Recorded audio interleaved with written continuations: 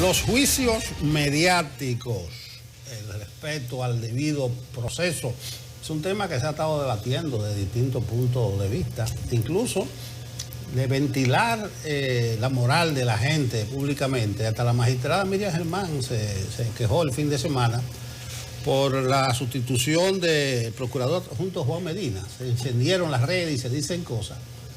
Dijo la magistrada en un escrito: la moral es algo fácil de maltratar, difícil de reparar, que nadie tiene derecho a empañar injustificadamente. Ya ella anteriormente, en el 18, se había referido a los juicios mediáticos. Ella dice que después se sopesan las pruebas, se absuelve, pero ya está condenado públicamente. El 18, recuérdense que caso Odebrecht. Yo escribí el lunes en el editorial del Caribe a propósito de los juicios mediáticos, que yo planteo que ejercen presión y distorsionan los casos judiciales. Eso es así. Y en determinado momento, con el tribunal callejero que se instala, yo evocaba el foro público trujillista de triste recordación. El método infamante, insidia, vituperio y la condena de la gente por el rumor público.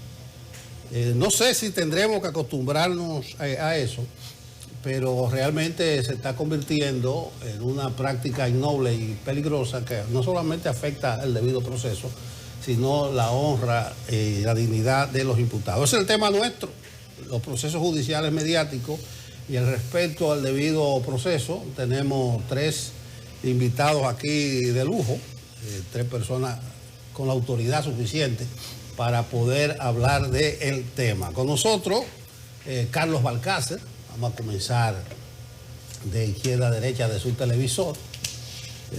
Carlos, no según las canas. A Carlos, no necesariamente, fue coincidencialmente. Es un especialista en derecho penal. Nacer Perdomo, desde el punto de vista de lo constitucional, y el amigo de la casa y personal de todos nosotros, Miguel Valerio, también experto en derecho penal. Del derecho penal.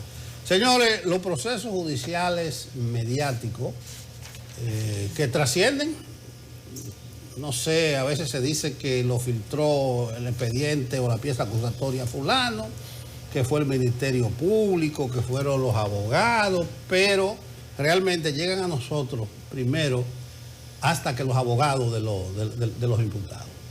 Procesos judiciales mediáticos y el respeto al debido proceso, la presunción de inocencia y todos esos temas. Me extendí un poco, pero es un tema que estoy tocado de hace tiempo al respecto. Buenos días, caballero. ¿Cómo están? Buenos días. Buen día. Buenos días. Don Carlos, hablaba Yulisa de Canas. Vamos a comenzar con usted. Bueno, gracias antes que nada por la invitación y un placer compartir con estos jóvenes colegas. Mira, en primer lugar, hay una situación que no escapa al fenómeno de vilipendiar a una persona que ya se le coloca en el tránsito de una investigación, ni siquiera de una acusación. Y obedece al fenómeno reciente, ¿no?, de la digitalización. Es un fenómeno, es una estructura que ha llegado al mundo. Y me dio gran pena y tristeza de ver una fotografía que me envió un colega vía WhatsApp. Por razones elementales no puedo indicar el nombre, de una sala de publicidad de un medio, de un rotativo, que cuando yo era encargado de tráfico en la publicitaria John Ruby Candamaris, yo componía, yo traficaba los expedientes y yo facturaba el departamento de arte. Estamos hablando de 1980. Había que enviar ese anuncio para pautarlo mínimo a las 3:30 de la tarde para que pudiese salir insertado en el periódico. La foto que me envían era un desierto del Subsahara. Ahí no había nadie en ese periódico insertando publicidad. Y no hay regreso en esto. ¿Qué ocurre? Que los procesos que, mal llamado el populismo punitivo, ¿no?, que crean una gran atención en el morbo, porque da deleite, esa es la parte deleitosa del derecho penal, y más del procesal penal, que es su aliado incondicional, de acuerdo a Mayer. Ver nombres, rostros, si no hay rostros incluso no hay mucha alegría, no hay mucha efervescencia. Entonces cuando se transita eso, y no tenemos en principio una legislación, fracasó la legislación, una iniciativa del gobierno en cuanto a ponerle cintura a ese tipo de libertad y libertinaje también. Vemos el YouTube, periodistas consagrados con un periodismo realmente de calidad, serio, objetivo, y otros irresponsables, entre ellos algunos que se quieren incluso enganchar abogados después de viejos, después de encanecidos, sin tener la humildad de acudir a una universidad en horas de la noche. Entonces, agarran tu honra, tus 30 o 40 años de trabajo, como esa familia, y lo digo responsablemente, como esa familia, Sobizzini, por ejemplo, y perdóname que señale el apellido, de cuya familia no tengo ningún tipo de vínculo jurídico, salvo cuando yo tenía 7 años, iba a la casa de doña Amelia Cabral, viuda Vicini, en la Independencia con Máximo Gómez, a ver esa señora, esa dinastía de trabajo, y tú colocarla a rodar en estos menesteres. Entonces, eso naturalmente es consecuencia de la ausencia de un instrumento punitivo, represivo, en cuanto a tú dañar honras en principio. Pero el mayor aliado de eso lo ha constituido, porque se ha subido en esa ola, en ese surfing, es quienes están llamados a representar el interés social. Me explico mejor, el Ministerio Público. El Ministerio Público, y quien esto, entiendo que las intervenciones son por cápsula para que haya tiempo con los demás colegas. El Ministerio Público realmente se ha inscrito en lo que se llama una especie de ficción. O sea, entiende que con un aporte probatorio para solicitar medidas cautelares a un juez coordinador de la instrucción, medidas cautelares que a veces son necesarias, no se pueden descartar jamás en la vida y están facultados por ley. Ya ese pequeño o gran caudal probatorio solamente para tener autorización, ¿no?, de hacer persecuciones punibles, ya eso implica de por sí una presunción de culpabilidad o de responsabilidad. Y luego de ahí entonces ya con un acto conclusivo, un año después, 9 meses después, etcétera, etcétera, cuando ya tú te canses de suplicar prórroga, entonces presenta acusación, plantas la acusación, entonces ahí es peor. Ahí todavía tú quieres entonces tener una prisión preventiva cuando tu prueba no ha pasado el tamiz del análisis. Eso es un drama. Es un drama, y ese drama, reitero, se ha instalado como consecuencia de las estructuras digitales que hoy día está viviendo el mundo, porque este país conoció esa separación de lo que es el derecho penal y el procedimiento penal gracias a los códigos napoleónicos en el 1884. Yo quiero brincarme a Nassef en el orden de la pantalla y voy a irme con Miguel por el tema de la litigación penal. Y a mí me preocupa sobre todo una situación en la que uno ve que los casos se ganan o se pierden en los tribunales, pero también en los medios. Y eso es algo con lo que los abogados penales tienen que lidiar todos los días. Y no solamente los abogados penalistas, evidentemente los imputados. ¿Qué es lo que está usted advirtiendo y cuáles son los límites que usted cree se deben establecer tanto para los abogados como para el Ministerio Público y también para los periodistas? ¿Qué no se está haciendo bien según su óptica? Primero, agradecer este panel, es un panel realmente de lujo. En el caso de Carlos hay un cariño muy especial porque yo digo que él es un penalista de fusil a tomar y es el tipo de penalista que a mí particularmente me gusta litigar en contra, me gusta litigar a favor de Barra, y luego con Nassef hay una amistad muy larga, con ideas muy encontradas, pero una amistad de más de 25 años porque venimos a la universidad. Mira, en primer lugar, tú has dicho algo muy interesante. Hay casos que se pierden en los medios y se ganan en los tribunales, que es donde hay que ganar. Y hay casos que se pierden en los tribunales y tal vez se ganan en los medios. Eso que tú dices es básicamente un concepto del derecho penal y del procesal penal, tanto material como procesal, que se llama presunción de inocencia. O sea, ¿qué tanto yo vulnero la presunción de inocencia? Yo te voy a poner ejemplos de países avanzados. No ejemplos actuales, sino ejemplos ya de cierto tiempo. Vamos a empezar con Francia, donde hay una prensa muy crítica, muy incisiva, muy fuerte, que intercede en los procesos penales normales. Hoy ampliado por lo que se llama el fenómeno redes, Twitter, YouTube, que yo tengo una pequeña diferencia con muchos colegas, porque yo digo, el pleito hay que echarlo en el tribunal, en los medios, en las redes y donde haya que echarlo, porque mi deber deontológico es solamente con una persona, que se llama el cliente. O sea, hay que tener la legitimidad y la fortaleza de un cliente. Y hay que saber la presión que siente el abogado, porque aquí se estigmatizan abogados, que son una de las luchas que yo hago, por defender un imputado, lo que es una cosa absurda. Entonces, pero voy a volver a los ejemplos que te digo. Francia, el caso Dreyfus, Émile Zola, cambió la percepción de la prensa de por vida.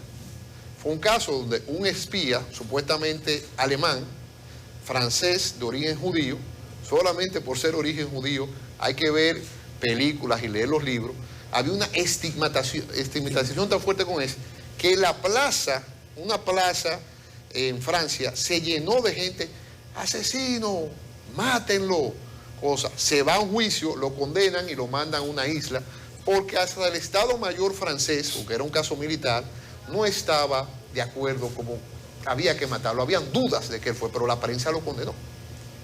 Y un intelectual, Émile Zola, en ese momento, que fue de la primera palabra que se utilizó, la B intelectual, hizo el yo acus. Y eso cambió la percepción para siempre en Francia de lo que es un imputado. Y como decía Cantinflas, ese gran filósofo popular, cuando fue a un juicio dijo, óigame señor juez, mucho respeto, que este nada más y menos que el imputado. Entonces, esa percepción de esa frase incisiva empezó a utilizar a partir de ahí el presunto, aquella persona acusada por el Estado, si daba una versión del Ministerio Público, daba una versión del imputado. Bien. El otro caso, que fue un caso mediático sonado y que yo lo trabajé durante años en mi tesis doctoral de ADN, fue el caso O.J. Simpson. O.J. Simpson era una... O sea, yo creo que todos nos sentábamos a ver ese juicio.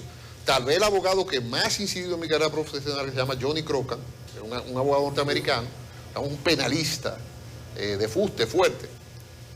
Bueno, lograron, o sea, y hay una serie en Netflix, ahora que ya todo es Netflix, Amazon Prime y cosas de esas, o sea, ya no hay libros, pero eso la gente por lo menos que vea Netflix, donde se ve cómo se manipula el sistema a través de los medios. Y una de las genialidades de ese abogado fue que la fiscal se cambió el peinado. Y de eso duraron 2 semanas, hablaron del peinado de la fiscal. Marcia Clark. Sin embargo, en Estados Unidos, la prensa está prohibida entrar a los juicios. La prensa se cuida en lo que escribe porque, aún siendo esa persona imputada de terrorismo, asesinato, viene la demanda inmediatamente. Entonces, los controles de la prensa son controles que yo les llamo deontológicos. Deontológicos. A mí me ha tocado, al igual que Carlos, defender casos muy controvertidos.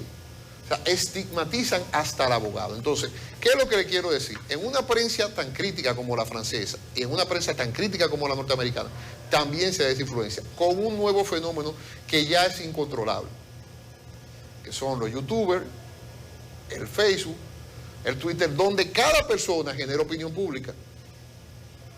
Y aquí hay gente que yo el lunes, que fue el día que me llamó más la atención, yo me perjudiqué de la sentencia de Alexis Medina, porque yo estoy representando ahí a EDESTE, como parte querellante y actora civil. Repito, como he dicho en varios programas con Yulisa, contigo mismo, que no soy abogado de la Comisión de Recuperación del Estado, sino soy abogado únicamente de las EDES, por compromisos profesionales que yo tengo con varias empresas que están imputadas, incluyendo en el famoso caso Medusa. Bueno, ¿qué pasó en ese caso? Se da una decisión. Una decisión en el marco de la ley.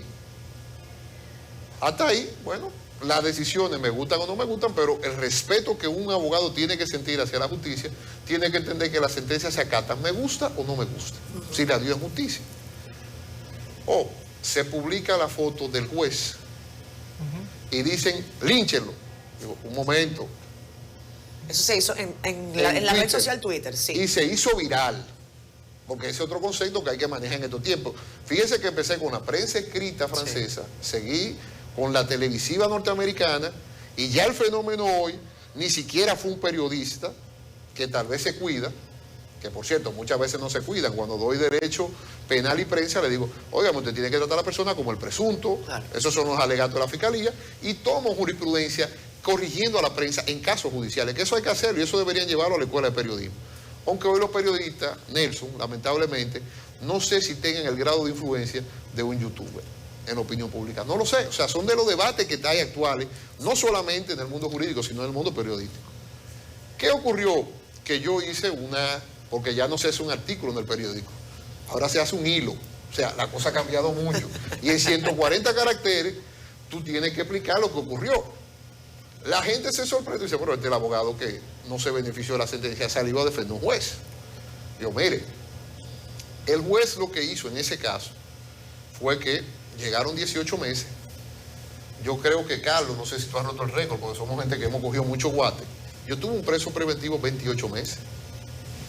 Yo no sé, ¿tú has tenido uno más? 9 años tuve yo. 9 años preventivo. En el caso de Rolando Florian Félix. Entonces, cuando tú hablas de eso, de un preso preventivo, entra lo que se llama la pena anticipada, que es lo que el derecho procesal penal tiene que evitar. O sea, esa persona no puede cumplir pena hasta que no lo condenen de manera irrevocable.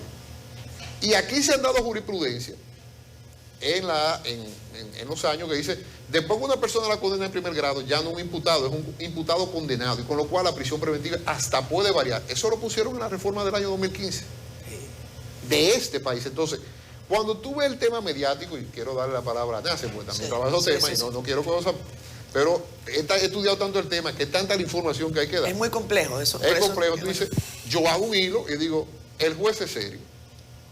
Y en derecho, de la cosa que tú aprendes, que tú dices, ¿cómo tú te sientes cuando gana o pierde? O como cuando te matan en la prensa y tal vez tú sabes que tienes la razón jurídica. El derecho es como decía Cervantes en el Quijote, en una disputa entre Sancho y el Quijote. Es como un refrán. Entonces, ¿qué es un refrán? Porque el refrán requiere interpretación. Es una sentencia. Un refrán es una verdad absoluta ya. Entonces aquí estamos dando por verdad absoluta temas jurídicos muy técnicos, donde tienen diferentes interpretaciones y que nosotros los abogados sabemos cuándo nos dan un palo, para ponerlo que la gente me entienda en su casa, y cuándo no me dan un palo. O sea que es una interpretación jurídica que hay que decir, él falló, yo no estoy de acuerdo, pero falló en base a una interpretación posible. Entonces, ¿qué te quiero decir con eso?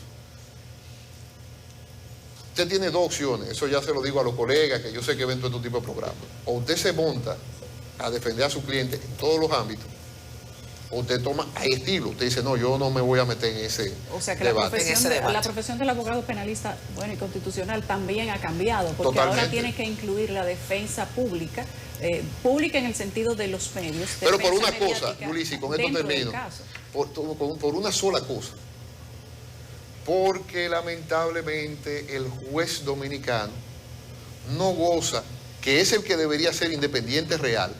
Esa independencia y autonomía no es real. Si aquí los jueces le importara lo que pasa fuera de los medios, evidentemente que a ti dice, bueno, que los medios digan lo que sea, pero aquí el juez tiene hijos, tiene familia. Sienten la presión. Sienten la presión, entonces tú tienes que bajar la presión social. Quiero preguntarle a Nassef. Nassef, ¿qué establece, aunque nosotros lo sepamos, para la gente que está en su casa? Hablemos de qué es el debido proceso. ¿Qué establece la Constitución? ¿Cuál es el contexto en el que debe darse la discusión de un caso que todavía no tiene condena? Los derechos de una persona que se llevan apresada en la noche, en la mañana, a la hora que sea, pero que ya le precede un gran escándalo de corrupción, independientemente de que la gente entienda que es o no culpable. Mira, para decirlo en términos coloquiales, que no entrar en los abogados, a veces hablamos en términos muy técnicos, pero el debido proceso son el conjunto de garantías que establece el sistema jurídico para la persona que está siendo sometida a un proceso judicial donde sus derechos se pueden ver afectados. De cualquier tipo, el debido proceso no es solamente penal.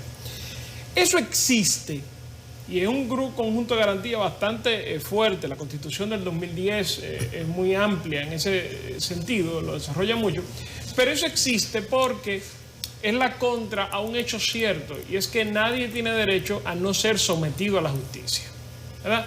Como la justicia es, digamos, la concreción del monopolio de la fuerza legítima que tiene el Estado, o sea, como el Estado es el único que puede coger una persona y llevarla a un sitio, juzgarla y después sancionarla si sale culpable, entonces tiene que hacerlo con un conjunto de reglas y garantías. Y esto es bueno entenderlo en concreto. No porque a veces tratamos de entender el debido proceso de manera teórica. No. Es en concreto. Cada norma del debido proceso tiene un devenir histórico, tiene un origen histórico del tipo de abuso específico que se cometía. Y por eso es que cuando va desarrollándose el derecho, esas normas del debido proceso se van adaptando y diciendo, bueno, como le buscaron otra vía para el abuso, entonces ahora vamos a detener esta manifestación. Ahora bien, ¿qué pasa? Mira, en un proceso penal hay tres partes que participan de él, que son la acusación, la defensa y el juez, quien es que toma la decisión final. Es un proceso dialéctico, la acusación tiene la tesis, la defensa la antítesis y el juez la tesis, que es la sentencia.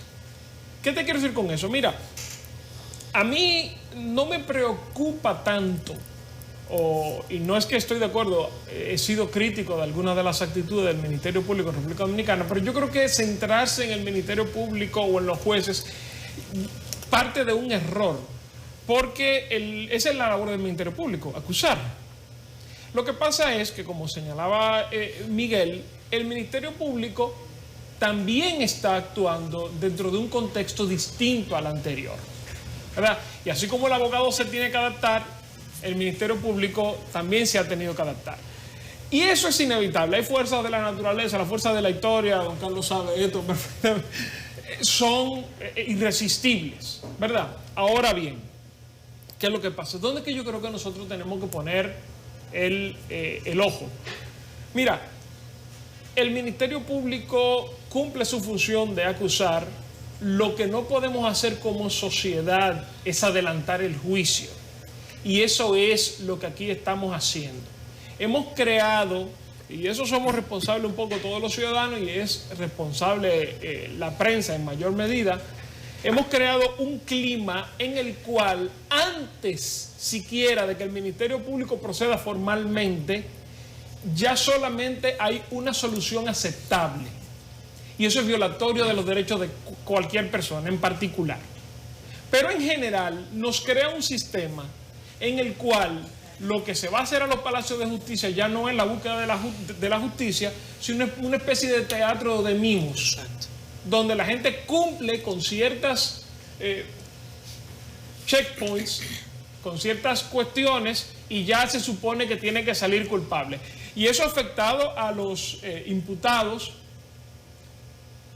ha afectado la labor del Ministerio Público, y ahora, como vimos, parece que va a afectar a los jueces, porque hay gente que está diciendo que lo salgan a cazar en términos de reprocharle públicamente. Y eso no puede ser. Eso tenemos que detenerlo, porque además, y las garantías del derecho se establecen, y a veces toma tiempo que tomen velocidad, pero cuando un proceso penal se da en esas condiciones, primero, no logra el objetivo del proceso penal, que es la justicia. No lo logra. Porque si no es con las reglas del derecho, entonces no puede haber condena jurídica, primero. Segundo, no nos ayuda como sociedad a alcanzar la catarsis que busca el proceso penal, porque como quiera es malo. ¿De acuerdo? Si lo liberan es malo porque había la obligación moral, entre comillas, de condenarlo, y si lo condenan es malo porque el proceso no fue bueno. Como quiera es malo. O sea, pierde como quiera. Claro, toda legitimidad. Y cuando eso ocurre, entonces la gente comienza a buscar, y ya reivindicada por la idea de que los tribunales no funcionan, la justicia por su propia mano. Aquí no hace mucho hubo un comunicador que dijo que había que los corruptos en la calle, eso no puede ser, porque público. Ese tipo de cuestiones lo que llama es a la violencia. Eso es lo que llaman el escrache. Claro, hay un tema sencillo, mucha gente piensa que el proceso penal es para condenar a todo el que viole la ley. El sistema penal no puede hacer eso porque ningún sistema penal en ninguna parte del mundo lo aguanta. ¿De acuerdo? Un sistema penal, un proceso penal requiere de tiempo, dinero, recursos humanos que el Estado no puede. Los únicos estados en los que se persigue todo lo que la gente hace mal son los estados totalitarios. ¿Verdad? ¿Qué implica eso? Que persiguen también lo que se hace bien. Sí, lo persiguen todo, pero bueno. El tema es que en un sistema de justicia democrático, para alcanzar fines democráticos, es necesario que se escoja cuáles casos con cuáles casos se procede. Los penalistas le llaman a esto el principio de oportunidad, cuando ya el Ministerio Público tiene pruebas, pero incluso el Ministerio Público tiene que decidir qué investigar. Y si aquí seguimos dejando que la justicia se guíe por las redes, que los juicios en los medios y en las redes sean juicios paralelos con efectos reales, lo que vamos a hacer es condicionar a quién persigue el Ministerio Público. Y entonces eso sí va a ser grave. Porque una justicia en la cual la selectividad no responde a la necesidad del sistema penal, sino a responder a un factor externo que son las redes, no es justicia. Y eso afecta, ya con esto termino, porque me quise referir a la garantía del proceso penal. Ahí la Constitución Dominicana establece la responsabilidad del Estado y de sus funcionarios por la violación de derechos. Y eso va a ocurrir, en algún momento llegarán condenas. Entonces vendrá... Ha ocurrido. Hay condenas fiscales ya por 2 millones, 4 millones de pesos. Sí, pero es un caso gordo, me refiero. Un caso importante. Llegará el momento en el que entonces vendrá el llanto y rechinar de dientes. Y tendrá el Estado que asumir la responsabilidad de que los actores del sistema en sentido general hayan hecho los procesos como no es, y además de que nosotros, los ciudadanos y los que participamos de la opinión pública, permitamos que se cree un clima en el cual la persecución es más importante que la búsqueda de la justicia. Bien, vamos a una pausa. Vuelvo con Carlos, porque advierto una ligera diferencia, porque no solamente es signo de los nuevos tiempos y de las nuevas herramientas de la comunicación. Es que aquí hay medios de comunicación que llegan primero a un allanamiento, que es la misma cosa. ¿Y cómo lo hacen? Aquí, ¿y cómo lo hacen? lo hacen? Entonces yo decía en ese editorial que esta práctica innoble, que no me gusta para nada, el Ministerio Público, de alguna manera, puede contribuir a desmantelarla. Vuelvo contigo, Carlos. O sea, que no es todo por azar. No. Carlos Balcácer, nosotros los medios lo hemos estado sufriendo. Ahora un chin menos, pero todavía esto, que algunos medios llegan primero, a otros le llegan las piezas acusatorias.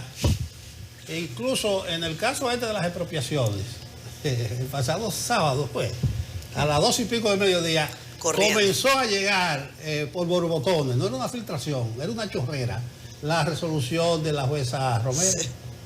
Aquí decía Ángel Loco al juez, hay 6 copias, y la tenía el Ministerio Público. O fue el Ministerio Público o fue la jueza. Entonces, ¿cómo que llega uno primero la pieza acusatoria? Eso es parte de lo que yo digo que el Ministerio Público puede ayudar a desmantelar. No es que ahora la comunicación es más rápida, es que dentro de la práctica innoble está esta falta de ética, no sé qué, que se ayuda a ventilarse públicamente, o el Ministerio Público, los abogados, alguien. Entonces yo digo, no puede el Ministerio Público, doña Miriam, que es la garante, dar un golpe, así como ella se sintió dolida por lo del inspector, o sea que lo estaban acabando en las redes y ella salió a protestar, de que no lleguen, no es que se ventilen, es que llegan a piezas acusatorias, antes que a los abogados, hablando de los medios. Mira, yo no acostumbro a etiquetar, ¿no? Como dicen los criminólogos norteamericanos, a poner el labeling approach a un caso que yo esté llevando. No puedo, por respeto a ustedes, a la audiencia y a los queridos distinguidos colegas. Pero justamente en una rueda de prensa que yo titulé la palabra de Jan Alain, yo defendí a Juan Medina. Ironías de la vida. No te estoy diciendo con esto que la reacción de Miriam fue al otro día como consecuencia de esa intervención nuestra. No. Vamos a llamarle coincidencia. Ahora, yo decía en crítica a un señor que fue colocado en primera línea en Interpol, en Europa, de nombre Rafael Stefano Cano. Yo decía, pero si a este señor no le han dado tránsito procesal, a pesar de que el PEPCA, no nosotros, el PEPCA, le endilga 950 millones de pesos aproximadamente. Entonces, ¿cómo tú me catalogas entonces a Juan Medina, que el único delito, entrecomillado, fue llegar donde tenía que estar, a un despacho, una oficina de noche del Ministerio Público, donde tenía derecho a estar? Y yo te voy más lejos, ahí hay derecho a hurgar también, porque es un inspector. Pero interno. ¿Interno? Sí, pero estaba ahí. Tiene derecho a estar, no es delito, no es reprochable. A hurgar expedientes de investigación que tienen que ver con casos que no son internos. Es que nunca se determinó, que no le encontraron con el expediente número tal, estadístico número tal, de fecha tal, a cargo de fulano de tal, sí. Pero no lo han dicho. Sí. Entonces yo tengo que llevarme de lo que yo escucho del Ministerio Público, no de lo que diga un youtuber. Porque, por ejemplo, ahí tenemos un youtuber que diga psicólogo clínico, y él se alegra de que los imputados estén adelgazados. Sí, a él le cansa eso. Él se solaza cuando él oye eso. Bueno, pero el hecho es que a doña Miriam le molestó el escarceo. Bueno, pero es que es natural, porque ese señor es destinatario de una explicación, de que le dé una explicación por qué lo mueve o lo quita. Bueno, dado el momento coyuntural, había que explicarle el por qué. Bueno, llegó a su fin, le faltaba tal, él pidió lo que sea, pero no lanzarse a los leones del circo romano, al anfiteatro Flavio, para que lo llevaran. No puede ser eso así, independientemente de eso. Porque no es que se presume serio ni inocente, es un estado de que es serio. Porque por eso está ahí. Pero yo pregunto, ¿fue separado del cargo? Es un caso específico para pasar al tema amplio. Bueno, ¿Fue separado del cargo? No puede dispersar. Ya hay otro, sí, ya hay otro. Pero él no ha sido destituido del Ministerio Público. Él fue trasladado. Tampoco fue que lo sacaron de una manera deshonrosa. No, jamás. Juan Medina es un hombre que lo conoce. Sí. Lo conoce, y por eso creo que Carlos ha hecho una defensa. Es una persona muy seria. Y sumamente preparado. No, y aquí hay un grupito de fiscales que son unos sinvergüenza y él estaba detrás de ellos. Vamos a estar claros. Exactamente. Vamos a estar claros. Fiscales que le dijeron, por ejemplo, usted tiene que ver aquí pena privativa de libertad mínimo por la cantidad política de la infracción, 10 años. Pues estamos hablando de 50 kilos de droga. Nos pidieron 5 años después. ¿Cómo no te voy a perseguir? ¿Cómo no te voy a lanzar a los leones? Obvio. No, investigarte. Pero ¿por qué no? Bien. Pero en cuanto al tema central que ocupa el tema actual, señores, el factor tiempo, escúcheme, como lo explicaba muy bien, tanto Geminián como Perdomo, que de acuerdo a Méndez, él tiene a quien salir, obviamente. Fíjense, señores, en Europa y en América Latina se le puso un tiempo a la prisión preventiva después de la gran tragedia de la Segunda Guerra Mundial. Aquí no había un fin. Sí había un fin para iniciar un procedimiento y meterte preso. Yo recuerdo Valerio, acuérdate el mandamiento de prevención provisional que los rendía el juez de la instrucción. Y el tiempo que duraba. La ordenanza criminal de Luis XIV. Señores, yo que me formé en ese código de instrucción criminal francés. Señores, oí mandamiento de prevención provisional. Hoy día a mí me da miedo. A mí me eriza. ¿Por qué? Es que tú subías el pie en el autobús de la penitenciaría, porque tú no sabías cuándo iba a bajar, a descender. Nunca. No había tiempo. Entonces, ¿qué ocurre? Ya con el advenimiento del nuevo orden procesal penal, entonces ya se estableció 2 cosas, se establecieron. Una, primero, vamos a ver hasta cuándo tú vas a tener a esta persona presa, en base a una providencia judicial. Y 2, vamos apartando de la persona. Vamos ahora con el caso también.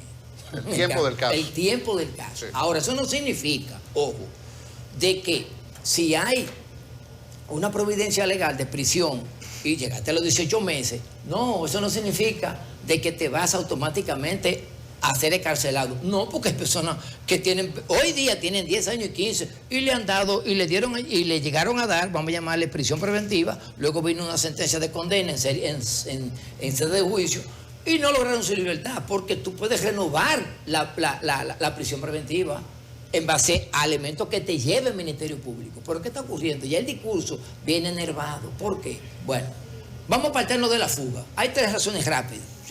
No quiero invadir las áreas para otros colegas. El peligro de fuga, peligro de obstrucción de la investigación o también amenazar testigos y la reiteración delictiva. Ya este último, no hablemos de eso porque eso es para violencia intrafamiliar.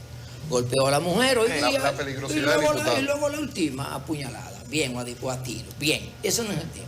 Ahora, tú tienes ya con la presentación de la acusación, ya viene enervada la tesis, viene ya palidecida la tesis de obstruir la investigación. Pero ¿qué ocurre? A raíz de la colocación de un plazo para prisión preventiva, señores, ya que el Código de Instrucción Criminal e incluso el penal de 1884 ya fueron derogados, ¿qué tenemos hoy día? Esto tiene apenas 20 años. Ese que subió, colgó, esa exhortación al linchamiento, si tiene 20 años de edad, tenía 1 año cuando llegó el bautizo de este código de ponerle fin a la prisión preventiva. Nos quedan nada más 3 minutos. Y los que tienen 40 años, 40, que es mucho, tenían 20. Entonces, el tema de la finalización es un tema dinámico, es un tema de discusión, obviamente. Nos quedan apenas 3 minutos. Recalcar una cosa. Sí. Y es bueno que haya salido el tema de Juan Medina, que yo también considero que es un profesional íntegro. Fíjense ustedes que ya este circo romano, como lo han llamado mis colegas, se está comiendo a los imputados, a los jueces y a los fiscales. Sí. Esas no son formas, eso no termina bien. Y al final lo va a pagar la sociedad y lo va a terminar pagando el Estado económicamente, porque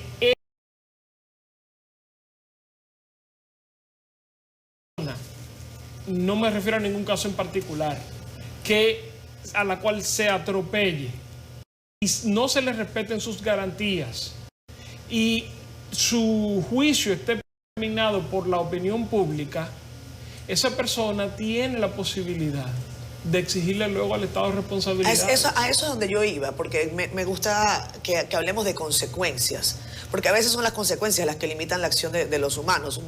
Yo a veces no le encuentro otra forma. Sí. El tema de las consecuencias, aquí se habla de un juez que fue expuesto en redes sociales y que se le llamó a prácticamente a lincharlo, sino literalmente a lincharlo. Aquí hay imputados que han atravesado por procesos de años y que después uno no los ve, al menos, demandando a esos que dañaron su moral, sus buenas relaciones, su honra. Entonces la gente se pregunta, bueno, si no demandó al Estado por todo ese tiempo que pasó en proceso, algo de razón tendrá, ¿o por qué lo deja así?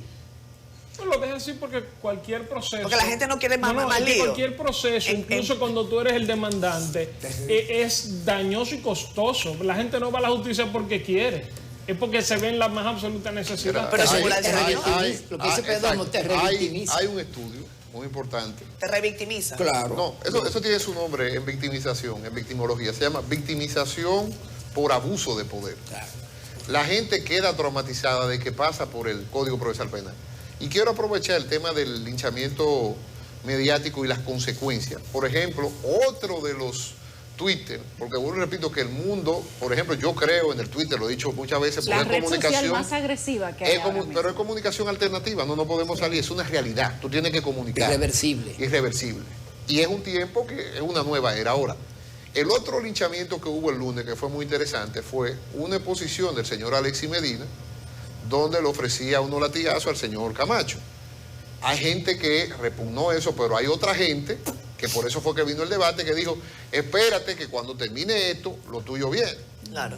Yo también tuve que hacer algo y peleo con Camacho a diario, y de hecho, él sale con una comunicación y generalmente, o Carlos, yo tiene que salir con otra, porque él es el que comunica por la Fiscalía. Eso que dijo Nace de la comunicación no le atañe solamente al Ministerio Público, no atañe a todos comunicamos.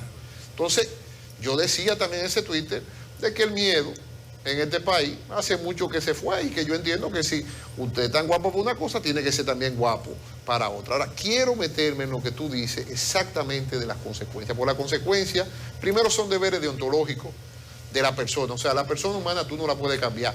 Aquí hay mucha gente que tiene un discurso de odio.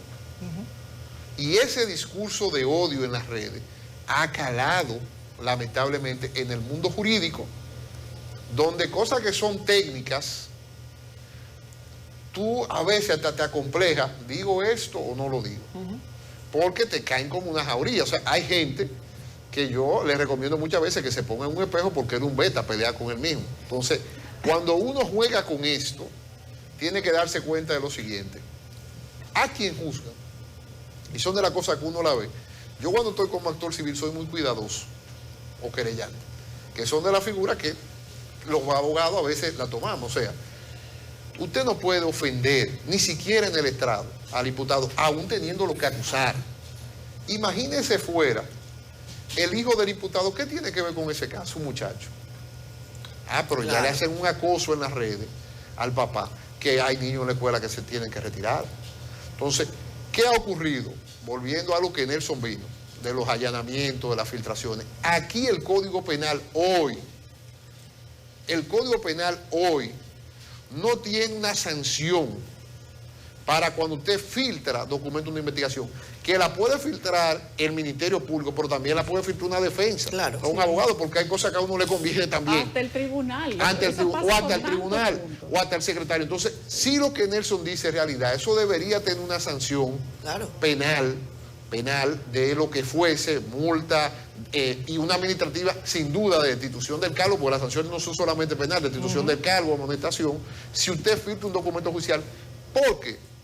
Porque si la ley dice que la investigación es secreta y solamente está abierta por la parte, que no es que le faciliten la carpeta fiscal a una gente, pues también quiero decir que el imputado no puede darse cuenta y yo te pido una autorización para intervenir al teléfono. Eso es algo absurdo.